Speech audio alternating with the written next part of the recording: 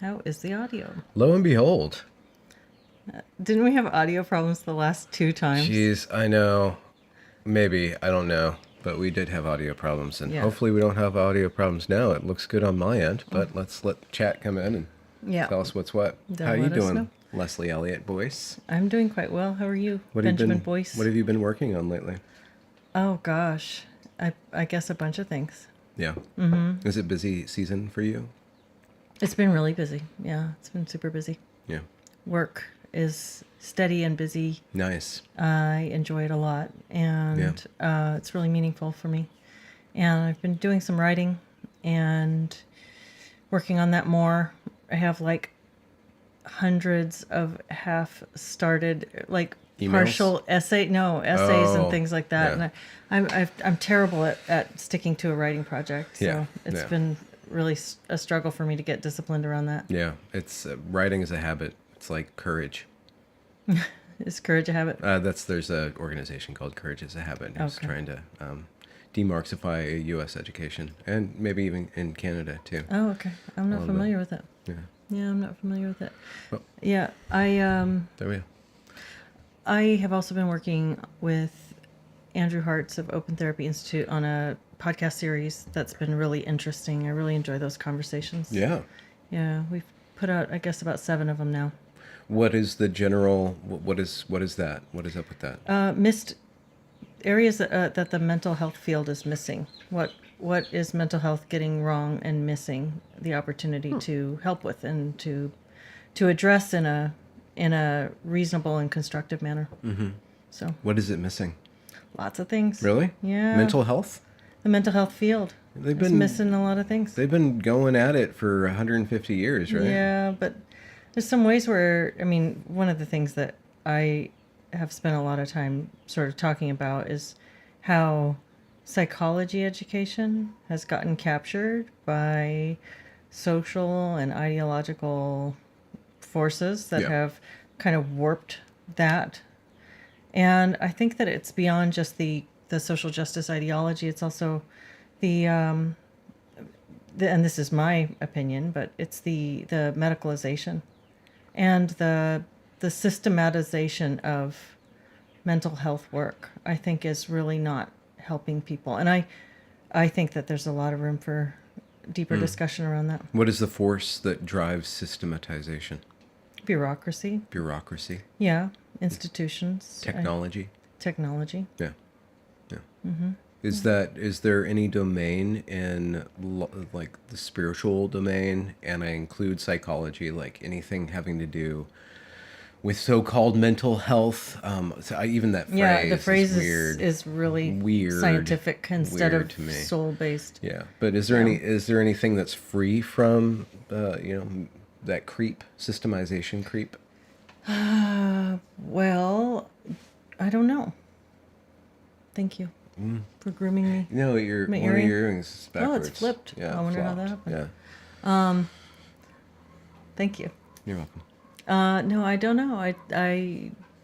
I think individual practice, yes, probably there's lots of individual practice that is Yeah. free from that. So what is it? What is your practice? What are you practicing? Me? Yeah, I mean, Myself? you as a medical health professional. Not medical, and I'm not hell. It's not. That's the wrong framework. I think. I work with people on an individual basis and with families and couples, and I am a supportive, I guess, process partner. I had a background in health coaching and studied counseling at the graduate level, and then came to a point where I realized I wasn't going to progress in that to licensure. I just didn't want to do what it would take to do that. And so I work in a non-clinical way. And so some of my clients have licensed counselors and psychologists that they work with separately. It's a different domain. There's some overlap, obviously. If you're talking with someone, they're processing through what's going on in what's troubling them or where they're stuck. Do people change Leslie? Change all the time. They do? Constantly. Okay. So people change. There's this Change is saying, people the don't only change. constant. Oh, okay. Yeah. So people are constantly changing. Do they get better? I think so. Yeah. You mean because of me? Well, I mean, don't know. have you witnessed improvement? Yeah, I think that the tension that builds up in a person that makes them want to seek someone to work with is already a sign that they're working on something. So, it's really it's a part of the process. What's going on in your life? Do you think Benjamin? that I need a processing partner? I don't know. Do you feel like you have one, or do I you don't feel like know. you have people that you can talk to? Or do you feel like you benefit from verbal processing? Verbal processing, huh? I guess that's why we Talking started things a out? YouTube channel. Guess Talk things so. out. Yeah. Guess so. Enter myself into the tacosphere, as I call it. Explore and co-introspect. Yeah. I don't know. I don't know if I am ever attracted to that. I don't think I've ever been attracted. I guess at certain points in my life, I wanted somebody to hear me, you know? But Well, when you were a kid, most of your friends were girls, right? When you were a teenager? yeah, young teenager. And I can imagine you talked a lot with them and Yeah, we enjoyed talked all the the time. talking. Yeah, we talked a lot. Yeah. I remember this the other day because we were trying to talk, you and me, and and I was remembering like how people used to say, you'd have a conversation, or I would have a conversation with somebody, and they would say, "You're so deep," you know, and this was back in the '90s because I'm that old, older than you even. Yeah, you're a lot older than me. Yeah. And we did want to talk about age play. Was Yeah, that we something? should. Okay. That's a good one. Yeah. Yeah, but Age play. Is that what it's called now? did I slip that in there? Yeah, I don't know what that was, but That's okay. what I did. I slipped that one in there. Okay. Yeah, and so I was thinking, you have conversations with people and you kind of get bored of like chat. So I would just naturally go and start asking questions and like think and ponder and get into the things, and get so deep, get deep. And I remember, DeepEnd. The deep end. And then, is that part of our age play? And so, Okay. Oh, this is be a name that just gets better with time. oh yeah, it's aging like a fine ches. I remember feelings of having deep conversations, like where it's kind of like it almost kind of warps reality. Like you get into this feeling. I just remember kind of like this flow state to a deep conversation, to a really deep conversation. Yeah. And I do remember, Dad, please forgive me. I remember my dad would, when I got in trouble as a younger child, he would lecture me. That was the thing that happened when the boomers were raising Gen X, because we had this whole thing like, don't lecture me. And we still say that to each other. And we both know that means like, oh, why are you lecturing me? Like, oh, I would never want to do that. Yeah. I don't know if that was a part of the process of being corrected by your parents, but like my dad would just talk and talk and talk at me. And I remember just like not being able to break eye contact, and like the whole room would like kind of fizzle away. And I just like, just because his there. eyes are there, and Yeah. so I think he imprinted upon me a certain level of concentration, and then that carried over into conversations, and that's how I find myself where I am now, going deep. And so when I have different interviews with different people, I tend to find more meaning and more substance in the conversation when it does kind of get personal, and so conversations that are more factual or abstract, well, I think I hold my weight. I never know if that was a good conversation or not. I just interviewed Jay Dreyer, and a lot of people are really interested in him, and I think he's a fascinating guy. I've listened to most of it. You listened to most of it, and after I had that conversation, I felt like I didn't know if that was a good conversation or not, because we didn't broach into the territory where I feel like things are happening. Oh, really? And I have had recent conversations where things do get really deep, and that's part of the reason why I talk about this constantly. The detransition stories can be so good because you really open up. You get past that, and I understand that a lot of people. There's a fair number of comments that people are like, they respond to the detransition story and they say me, right? Kind of Because as a it's- slight, because it yeah. is like, it is kind of typically people who are a little bit too self-involved for their own good, which kind of led them down this path, I think, which goes, I think, directly speaks to this whole concept of mental health. Like, we need to really think about our issues and, get into yeah. that and really ruminate on that stuff. I don't think that's necessarily I healthy. think there's something to that. Right. But going through that, if you attend to somebody's me, their meanness, in a certain way, I feel like you do kind of get past the more narcissistic self-obsession into like a real meditation on this person's self-reflection, a meditation on the self, on selfhood, and on certain life decisions that they made. Or I love conversion stories too. I love it when God talks to somebody or through somebody and they kind of wake up and they see reality in a way. Those are always the real beautiful moments. So those kind of things, when those happen, I feel like, oh, there's something special there. I especially like when somebody tears up. Oh, yeah, I remember it was Eitenheim. Oh yeah. We started just out the gate, and he just really opened up, and he's such a sincere guy, and it felt like he really just allowed himself to be probed, Benja probed, and he really responded with this really this deep internal vulnerable monologue that he's been developing for however long. So those conversations, like Eitenham, like I knew, like this is a great conversation. Because I watched his other conversations and everybody was talking about his case and the whistleblower and the ins and outs and all the facts and this, all the substance. But I'm like, okay, why are you calling this evil? You're calling this thing evil. What does that mean to you? And so the Jay Dreyer one, I'm like, wow, this guy's so knowledgeable. He's throwing all these references going around. I'm like, okay, I hope I'm making sense and I hope I'm giving him interesting questions. And it's always nice when somebody says, that's a good question, or that's a really hard question. It's like, okay, I hit a tension point, right?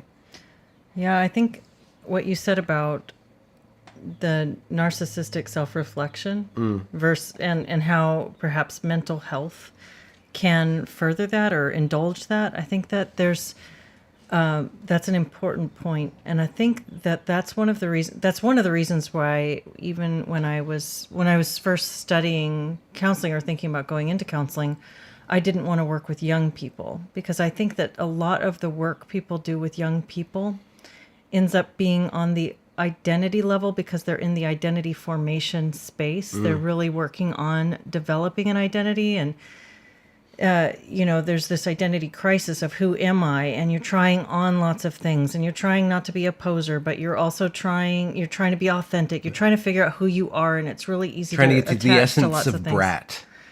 Yeah, we should talk about that. Yeah. But yeah, there's it when you're young and you're looking for your identity, you can be very quick to attach to lots of different things, and I think that diagnosis in particular is a dangerous thing to introduce at that stage of development.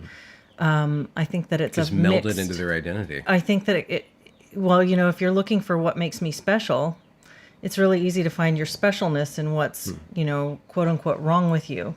And especially at a time, and we just got a chicken just escaped the coop. A baby chicken? Yes, a baby chicken. Go let them run. Yeah. They really want to do you know that. which one it is, right? The black bee? Yeah, the little guy. Yeah, he's a cute. jailbreaker. Yeah, he is. So yeah, I think that there's a real danger in introducing labels and concepts that can be held too closely by the individual, especially at that age. And I don't think we're doing kids any favors by doing more counseling in schools for kids who may just need a little bit of guidance, but don't necessarily need mental health care. But good counseling, good psychology is not about staying at that superficial identity level. It really should be leading people into a deeper introspective level where they're thinking beyond that superficial self-reflection, and they're really looking at why, where am I stuck? Where am I sabotaging myself? Where am I getting in my own way? How have my patterns of interaction been serving me and not serving me? And, where do I have responsibility for the things that I wish were different in my life, or it's such a big topic, but it shouldn't be on that superficial identity basis, which is one of the reasons why I found it so just so galling that that was what was being taught in the counseling program that I was in. You know, identity politics. Yeah. And then especially a negative identity politic. Yeah. Yeah.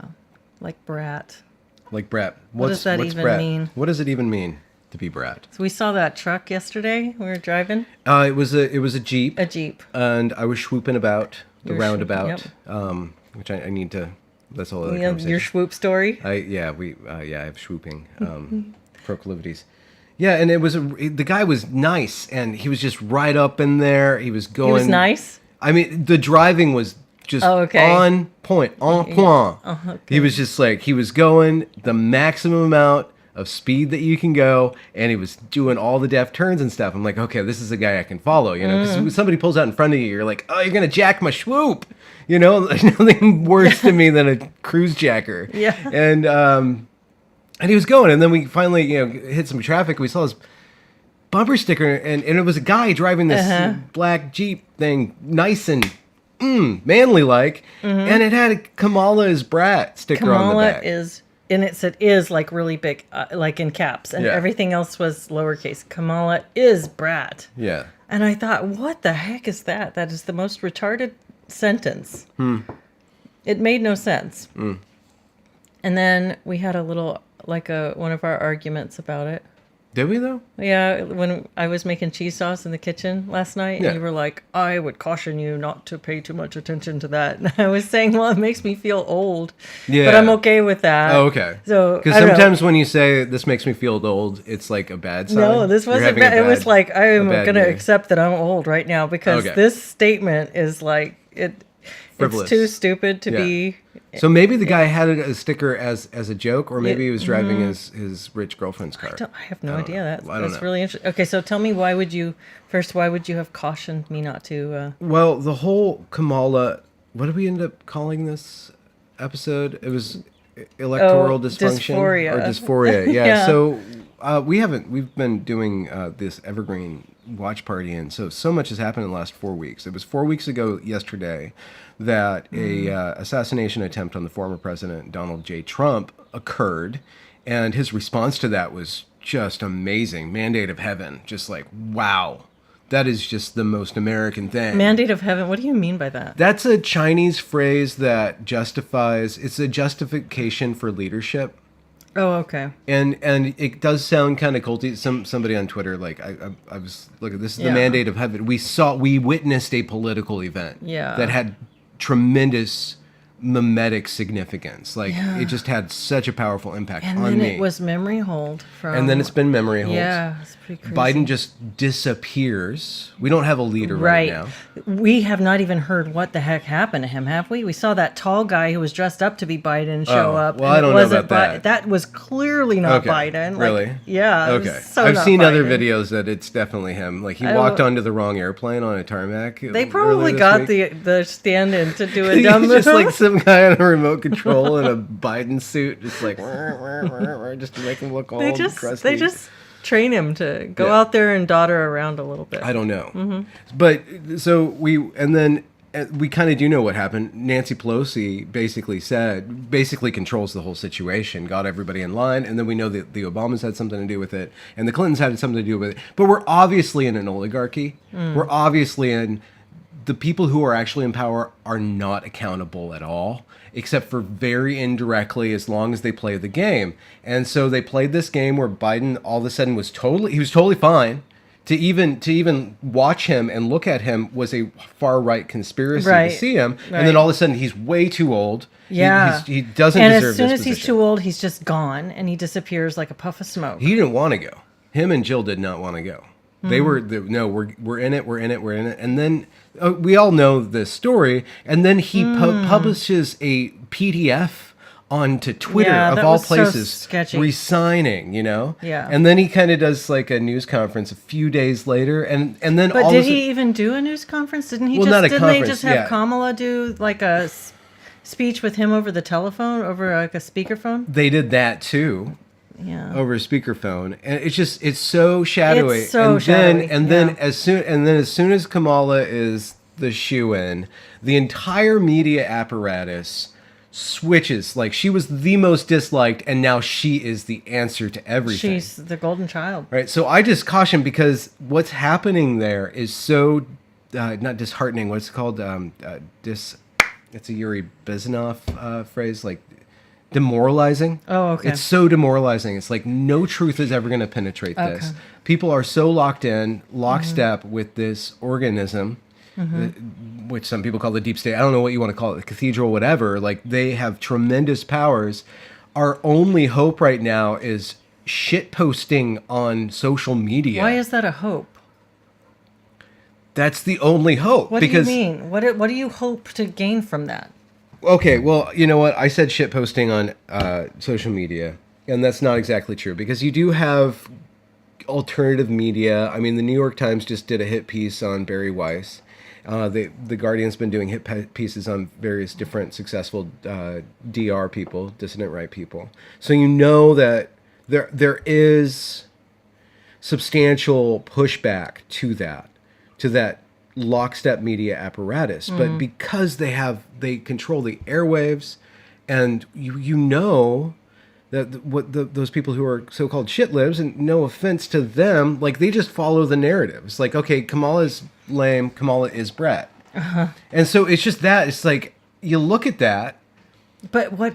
And you were saying, this makes me feel old, and I understand now what you're talking about. You're like, I'll tell you why. I just like, kids these days, get off my lawn. Yeah. Rather than like this other, like, I'm so old, I'm melting in my body. I sneezed and my spine like went back into the couch or whatever. Yeah. Yeah. No, I see your point about it's just Kamala. so demoralizing. So Kamala is brat is total psyop. But I am impervious to that garbage. As far as the Kamala part, I can hardly bring myself to care at all about politics at this point, because it's all just such it's all just such a show. And it feels kayfabe. Yeah, and I think for me, it was really COVID was the last nail in that coffin. And the coffin had been closed for a long time, but COVID pounded the last nail in. Yeah.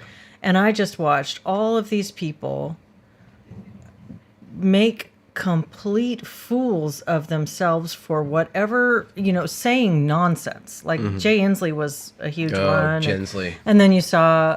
Godspeed, jerkwad. Whoever in New York, and you saw Fauci, and you saw then just one after another. These dancing people, nurses in empty hospitals. Yeah, the political show. People wrapped in plastic dying and not being able to touch their loved ones. But the politicians in particular is what I mean, was watching people who were people you expected in the before time to stand up and try to make coherent sense and try to stick to a themed message that like there was the whole, what was it? Kerry was accused of being a flip-flopper. Do you remember that? The flip-flopper. John Kerry. Yeah, you don't want to be a flip-flopper. That means you don't ever want to be inconsistent with your previous political positions. That's really important. Or else you'll like your history will be held up in front of you and you will have to account for it. And now with COVID, that went completely out the window and nobody cared at all. Talk about memory holes. They were, memory holes left and right, and they were incoherent and inconsistent from one week to the next. Yeah. So it was the last nail in the coffin for me. And so Kamala being on the license plate is not the point. For me, it was the brat. Honestly, I was responding to the superficial thing. Yeah. Is brat? I'm like, I cannot even with and I just said it. I cannot even. That's the stupid youth slang from 10 years ago. I can play with the youth slang from 10 years ago, but I can't play with today's. And just I was telling you that I was at a thrift store. A couple of this is interesting. This goes back. I wanted to bring this up, so I'm glad. Please. Okay, please so this is my own like fuddy-duddy cycle with my own like realizing that that I want the kids to get off my lawn, or that, the music is too loud or whatever. But I was at a thrift store a couple of months ago, and these girls were looking at dresses. And one of them was like, oh my God, it's totally giving prom. And then the other was like, oh, I think it's giving, like, I don't know what she said. Taylor Swift or whatever it was. But they were using this phrase, it's giving. And I was like, what is this? This is where I started to feel old. I was like, my eyes rolled out of my head.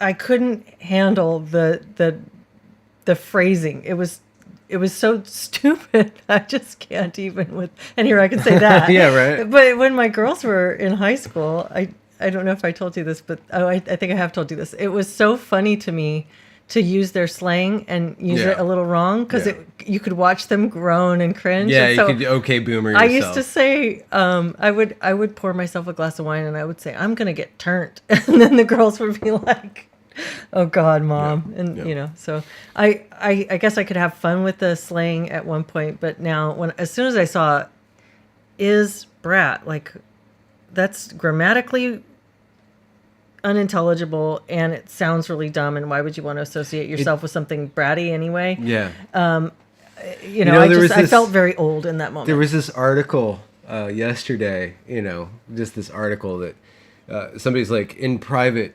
like some tip. We got some tip from inside Trump's private communications. He calls Kamala a bitch. And then somebody responded with Kamala calling herself a bitch. Like, you have to be a bitch, It's like, okay. Oh my gosh. It's just so weird, the whole policing of language. Yeah. And but I did want to go back because you said that dovetails what we've been talking about. I don't know what this is, Rib earlier. Rascal. The new slang 8 makes me cringe. I don't know. Use that in a sentence. Yeah. What Rib does rascal. that mean?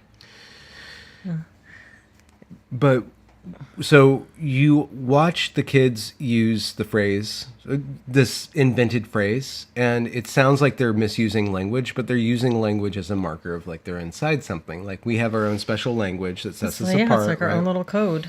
Yeah. Mm-hmm. So that goes back to identity formation, and I treat that kind of stuff silly and lightly. Yeah. But that's the exact same reason why you don't want to expose a kid to diagnostic language, because then they just adopt that language as like this wrapper, like this code. And I'm sure psychological language, well, one, it does have credence with your parents. I have this thing. Well, it's because it's being handed to you by an authority and it means something. It gives you some kind of social capital. Yeah. But also it can be a code. Like I'm between people. I am set apart. Did you have that when you were a kid? Was it, what kind of music do you listen to? Oh, that's what was identity going on back in my music? day? I guess my identity was kind of Christian. I stumbled upon this rather successful right-wing comment guy before the internet. There was the radio, and the radio had this part of the radio called AM where the talking happened.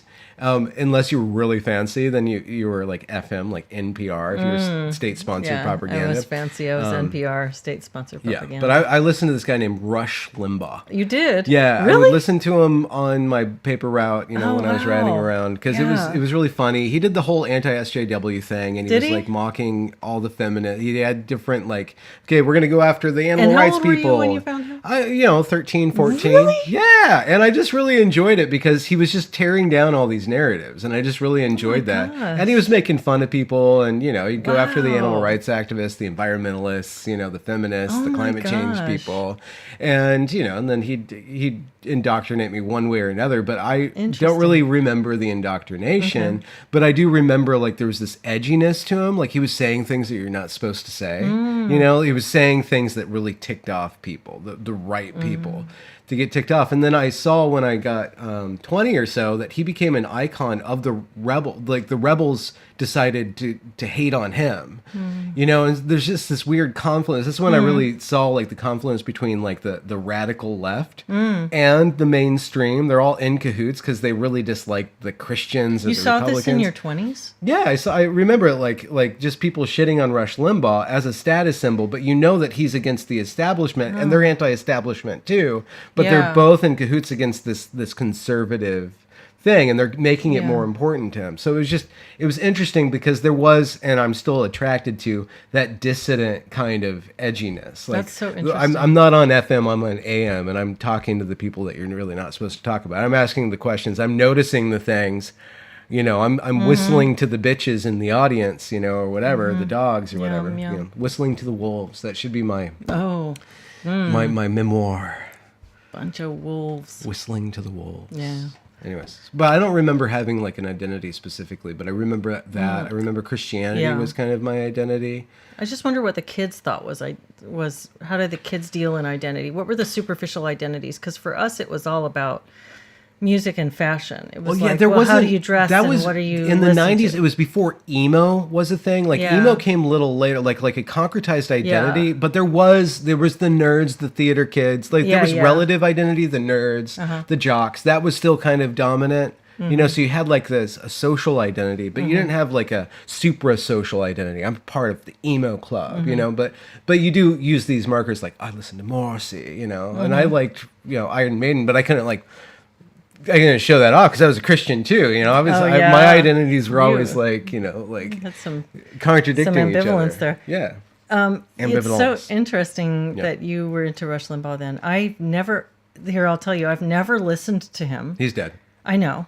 But I've never listened to him at all. And my impression of him was always that he was a terrible, horrible person. That was like full stop. Like, oh, he's a horrible, hateful, awful guy. Yeah.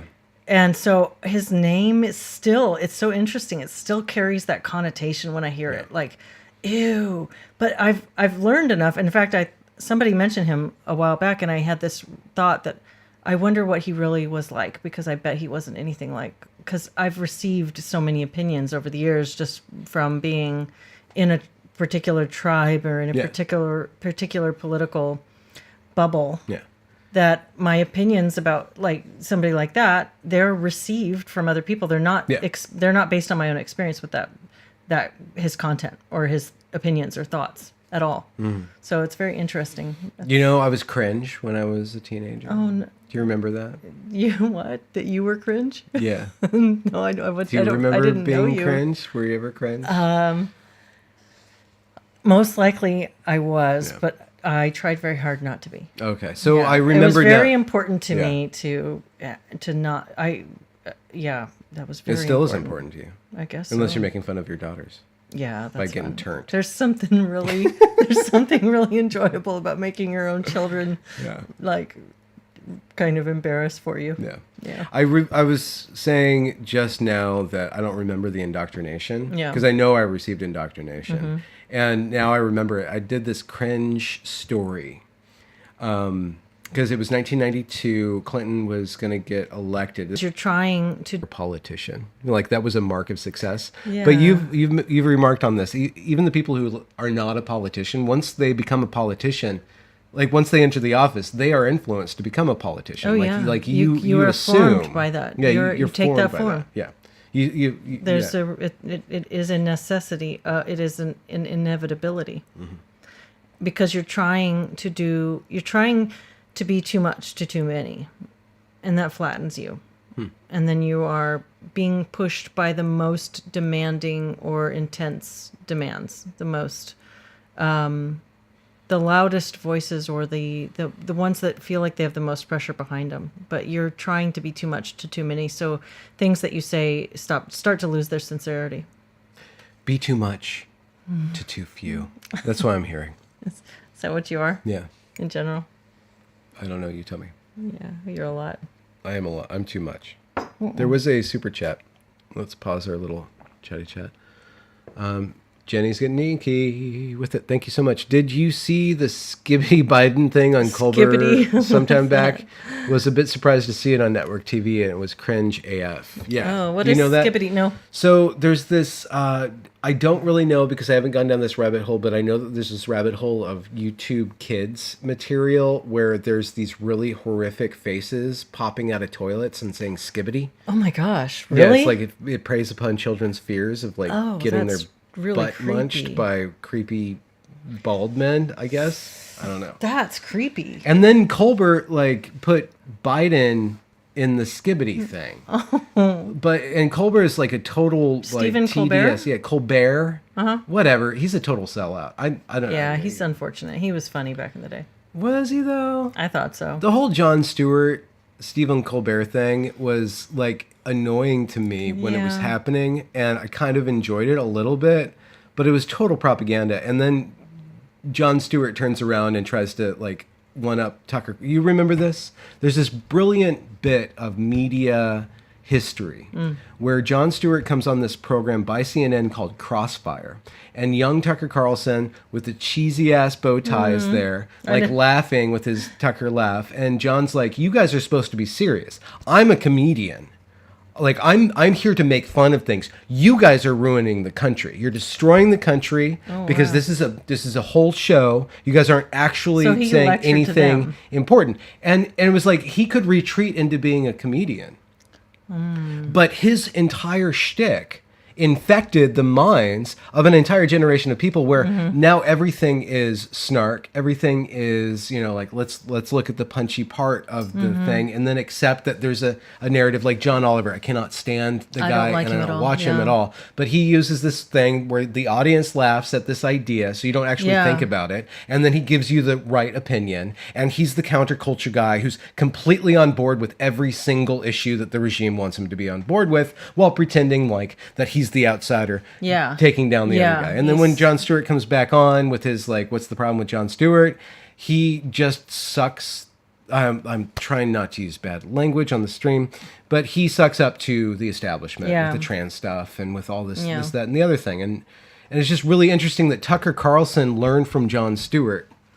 Like, I need to be entertaining and witty and sharp and political at the same time. And I think ultimately Tucker Carlson gets on top. He gets kicked out. And now he can just be a free agent, like asking questions that you're not supposed to asking. And he still does the same thing that Jon Stewart did in that interview back on Crossfire, where whenever like there's a part where he will be criticized, he laughs. He breaks it with laughter. He has this rhetorical trick, and I like the guy. I just see that he's doing a lot of kayfabing moves. You know, he's doing a lot of rhetorical things, and he'll shut down a conversation. But then he does some pretty good singers from time to time. Sorry.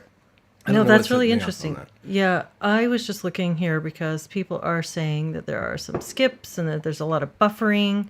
I don't know if that's on our end. Our Wi-Fi looks really good, and we're doing this via Wi-Fi, so I'm not sure, but I'm sorry you guys are having that issue.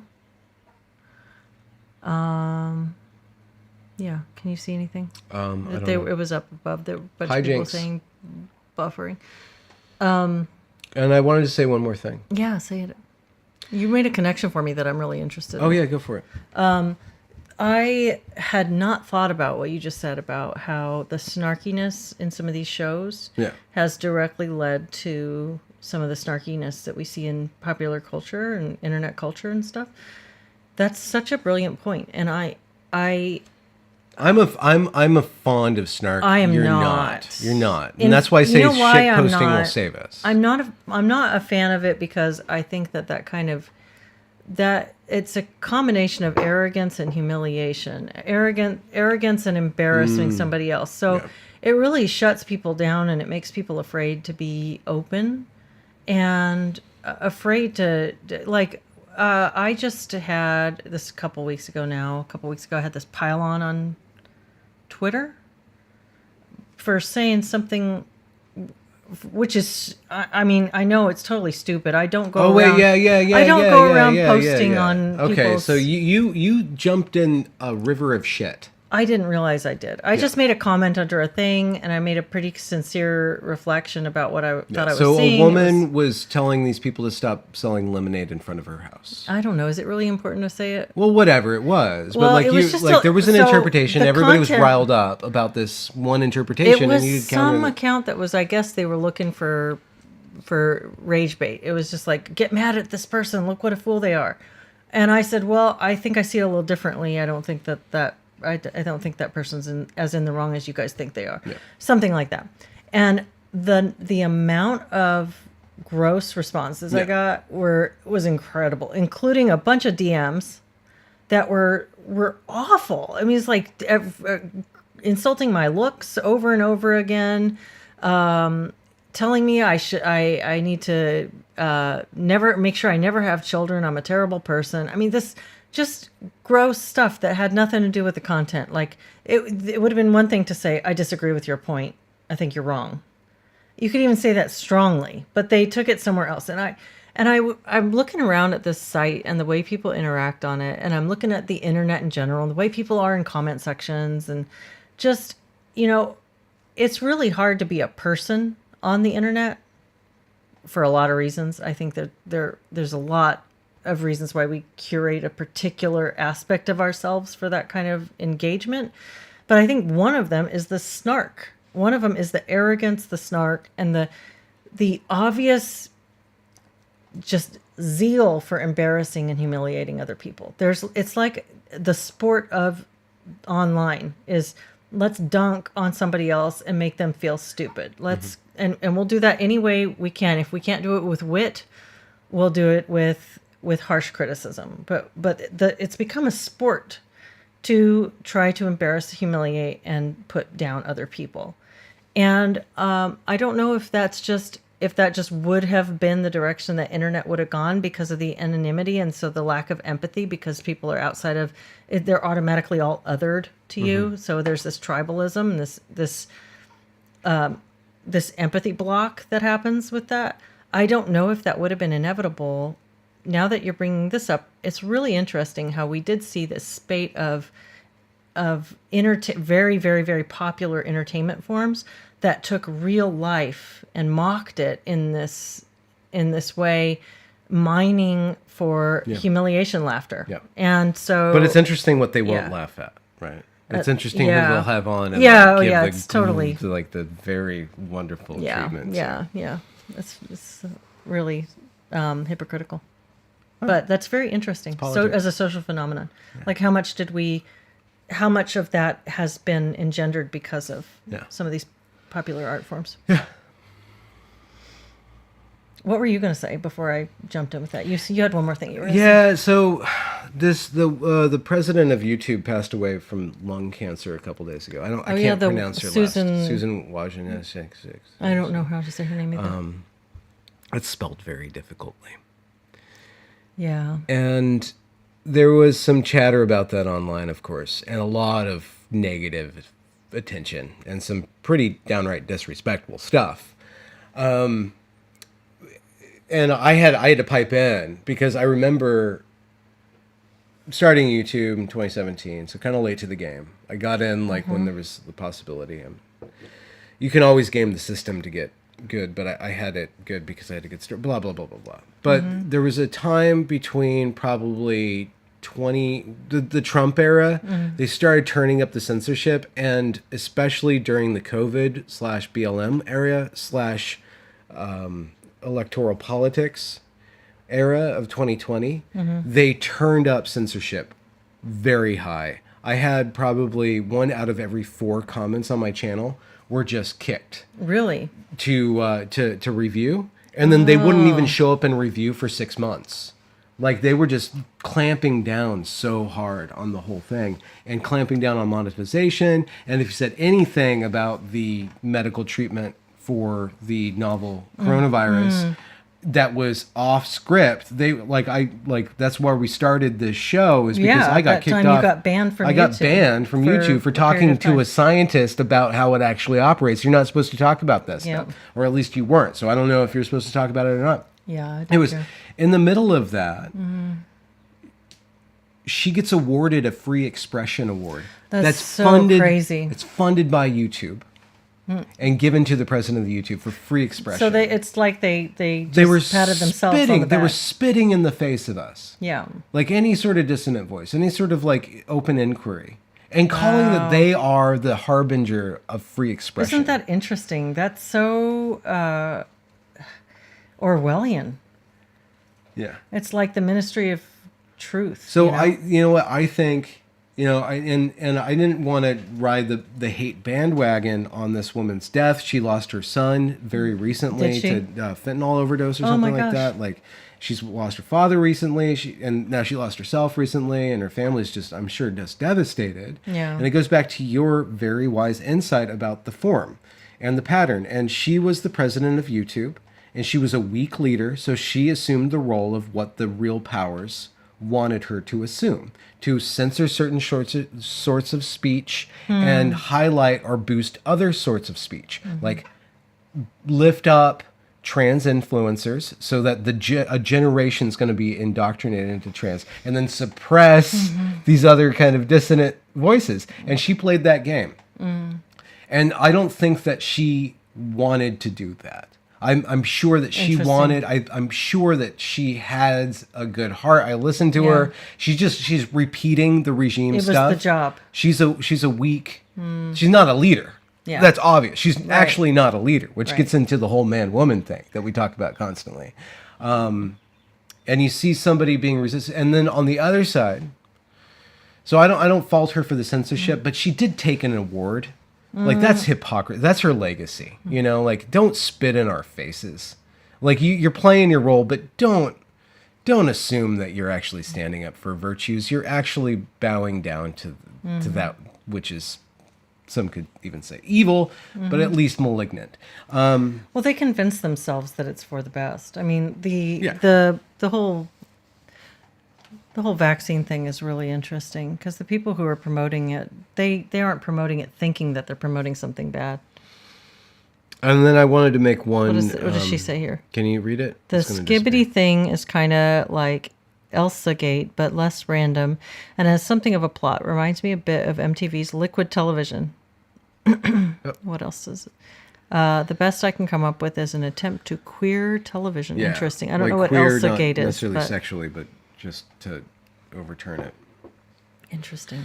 So you have these regime mouthpieces. You know, Zuckerberg, owner-operator of Facebook, shows up to Congress and he looks like a robot. You know, you just see that? Like, he just really looks weird. really weird. He Back looked in like, this was a few years ago. The guy from Star Trek: The New Generation or whatever. Oh, Data or something? Maybe I Yeah, never like an watched it, but android he or was something? like Pasty, he and had, he had a he weird looked, haircut. and that's what I thought of Mark Zuckerberg when I saw Zuckerberg, that. yeah. And now he's into the MMA stuff, and he's kind of like becoming brat. Oh no! What does brat mean? I don't know. What does it even mean? See, this is the problem with language like this. Okay. This is the problem with slang. You incorporate it because you make fun of it, and then you try to make it work for you. It's just the brain does this. Ugh. Okay. I really apologize. Are you going to for start this. talking like that? I hope I don't, but because that was a part of this conversation. No. Is anyway. So Okay. he's getting a little bit more freedom and a little bit more strength, and you see him going from basically an automa or whatever, Automaton? like an automaton, basically, like an paranoid android kind of guy. Like, I'm going to say the thing that I'm Zuckerberg, supposed to say. Yeah, and then he's kind of getting a little bit life. You can see the Yeah. color in his cheeks. His hair's getting longer. He's getting some balls. You know, saying, you know what, when Trump, I'm not Maybe. gonna support president. And you know what? Maybe it's just part of the shtick. I It mean, is a look shtick. Look at Elon. Facebook. Elon's a big shtick. That's what I was going for. Okay. So you have Susan, who's this totally weak leader. You have possibly a hero arc with Zuckerberg, and I'm not saying that he's anything to look up to, Yeah. but you have the potential for somebody coming into their own I don't and actually know. being a All leader right. and making virtuous decisions. Okay. And then you have Elon Musk, who's just like banging literally every single one of his au pairs and secretaries, but like he's just shooting. Awful. He's awful. So Okay. awful. This guy. He's I'm gonna chip your brain. Yeah. And you're gonna eat the bugs. And meanwhile, I'm I don't know gonna about the look bugs. real tough, and I'm gonna Yeah. act real macho and butch, and I'm gonna put people down. He's talking out of both sides of his mouth. He's just. I've never heard butch be used in a positive way towards a heterosexual man. Real well. Interesting. Like, it works for gay people. Okay. Like have to think about that. calling a man like a heterosexual man butch is Really? yeah. It's like you're trying to be something that which you're not. I don't know. I wouldn't have thought of it as I would have. I think how I was just using it right now is that it's positive, but he's posturing. trying to. Yeah, he's an affectation. So it's not about whether Butch is positive or negative. It's about the sincerity with which he's performing it. Yeah. He's shitposting. He bought a tremendous platform. He's giving a huge middle a finger. really dangerous person who's To working certain really aspects. hard to promote AI, and he sweethearted everybody on the right or the center who's not the left by doing this big show of promoting free speech. But it seems like it's all to just sort of set himself up for future opportunity. He's a pragmatist. I don't think that he's a benevolent force. I think he's a deeply self-interested and dangerous person. I think every man who has power is dangerous. I don't think danger is necessarily a moral quandary. Oh, I think, right. like, if you're not Well- dangerous, there's something wrong with you. Yeah, interesting. Specifically as a man. Speaking from someone who wants a monarchy. Yeah, well, no, like, absolutely. All right. This is the So power would of you dynamics. like Elon to be your lord and leader? My lord and leader? Yeah, the monarch. Well, this is the open question of what a monarchy actually means. Yeah, okay, tell me what it means. So the monarchy treats his subjects as his own property, and so he wants flourishing, like a good leader wants good that which is led. I mean, not everybody who has property takes good care of it. Exactly. But So why would you assume a benevolent and responsible monarch? Would you banish property or scoff at the idea of because that's what the communists do? Like, Well, I because mean, there's like, if you're a monarchist, aren't you saying that everybody should be a slave? there are incentive structures that would create good leadership. And if you are the monarch, then reality is a great incentive structure for leadership. Okay. Does it work? Does it not work? Reality is going to tell you. As soon as like any system insulates itself from Monarchy reality, has no checks and balances. it has the guillotine, whatever. It does have checks and balances. It has violent revolution. Only if it's you're imagining a monarchy without a bureaucracy under it. But I think at this point we would be looking at a technocratic, bureaucratic Systemization. top down. It would be even more of a nightmare of centralization than what we have already. I don't know. Well, one, we'd know who's in charge. Do all of our arguments always devolve into I don't know. I don't think I'm going to budge you at all. no? You're not listening to me. But you want me to be a monarch of the home, so you belie like Is that right? you actually want a strong man. That's a very complicated you actually want conversation. you actually want somebody to contain you, to lead, to set the example, and to do it wisely and gently, but who's slightly dangerous. Well, that's a very, very big and complex conversation. But I'm not wrong. I just distilled it into a meme. You cartoonized it a bit. Yeah. Yeah. Yeah. And you So, and this is a guy who eats Taco Bell. I have eaten Taco Bell. You've ate Chick-fil-A, so who are you That's to been talk? a long time. Oh, it's been a long time. Okay. All right. Let's see. We should probably wrap up. That was Yeah. our hour. So That's good. What's coming up for you? I got Eric Kaufman coming on this weekend. Do you? Yeah. Oh, you really enjoyed good. his Yeah, I conversation. really. Yeah. I was it Jordan Peterson he talked to, and I listened to it, and I really enjoyed that. I thought he made some excellent points and brought some things up that were fresh and interesting ways of looking at things for me, to me. I would look forward to that conversation. Yeah. Excellent. What do you got coming up? I have a really great person coming up that I'm going to talk with next Friday. His name's Will Hall, Will. and he's from Madness Radio, and he's really, really fascinating. And I like I've been listening to his program for a while, and I find him to be very, very intelligent and sensitive and open, and he's talking about psychiatric treatment in a way that I have not heard very many people talk about, and I'm really excited to speak with him. So, Look at you. yeah, Talking doing things. away, doing things, listening, talking, listening. Yeah, and not being brat. No, you're a serious person. You're sproink. Can you erase that from existence? That's Leslie is terrible. sproink. What is that? It's merch. It's merch. No, it's not. That's terrible. You're my sproink. Gross. Yeah, let's go sproink out off camera. We gotta sproink Okay, that dark chicken. Do you have a back game in the recommendation for people? A game? I'll give a recipe if you give a game. Oh, a recipe. Oh. Yeah, I'll tell you my recipe while he finds a game. So my recipes, I have to warn you, I do everything really intuitively in the kitchen, so I don't use measurements or anything. But I'll give you a really good cheese sauce recipe. And so you make a little roux with butter and flour, probably like 3 or 4 tablespoons of butter and a tablespoon or 2 of flour. Make a nice little roux. Add a little bit of onion soup mix, just a little bit, like maybe a teaspoon. And then add heavy cream and stir it and just keep stirring. After your roux thickens, start adding the cream and stir it until it is a kind of a thick liquid, because it'll be really, really thick at first. So I would say add probably like a cup and a half of heavy cream, and then grate about a cup or so of cheddar, sharp cheddar, and add that in and stir it till it all melts. And then it's a really good cheese sauce. And I like to add fermented pepper sauce to it to make it hot. And that's it.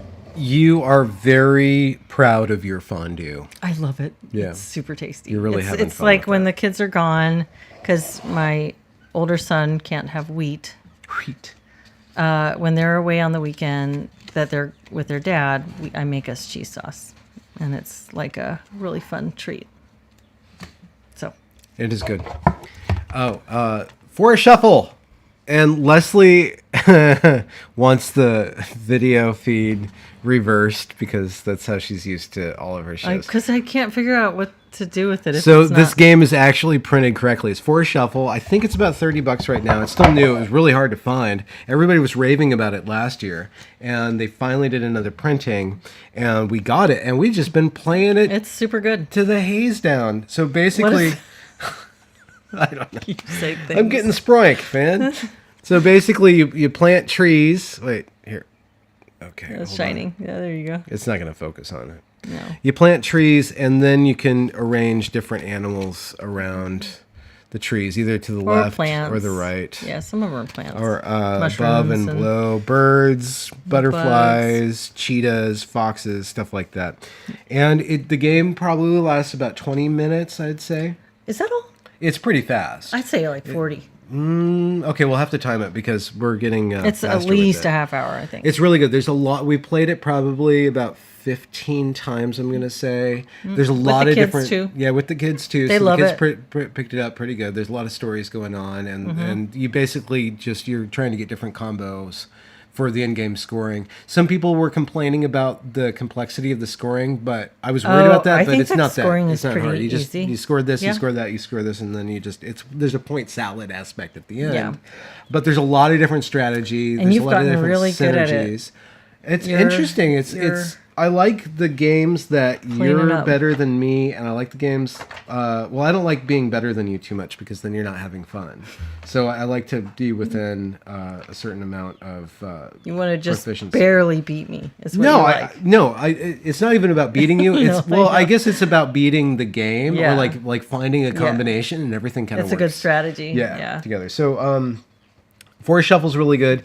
I think it's much more easier to access and to set up than Earth is, but Earth I still think is probably our top game. Yeah, that's and a good one. if you guys are into board games, you want to get into the hobby. Earth, it's a little it's about medium complexity, and it's really cheap on Amazon. They have a lot of copies right now. It's coming out with an expansion. It's like less than $40 on Amazon. I don't know how people feel about Amazon or not, but that's a good game. That's my top Oh, recommendation. look, for Vibrant Goo has played Forest Shuffle. That's cool. Forest Shuffle is great. We're gonna play it tonight, Are we? aren't we? Abracadabra says, stop trying to make Sproink happen. That's what I think about Brat. Sproinky. Bye, Ninja Kitty. Oh, that's Thank you so why. much. Yeah. So thanks for tuning in. Look forward to content. Leslie's on the Radical Center channel. I'll link that into the description. Like, subscribe, and share. Donate via the links below. Always really helpful. And you guys have a good evening. And actually, we would like to angle more into audience conversations, Q&A kind of yeah. stuff. So Yeah. maybe we'll set up some way for people to Oh do my a gosh. Q&A. Yeah, we should totally do that. And I do need to say, if you made it all the way to this and you're listening on Spotify, Spotify now has comments too. So go ahead and check that out in the Spotify app. So that is great for more interaction. You guys have a good week. Work hard. Love life. Thank you. Thank you. Bye. Sprank.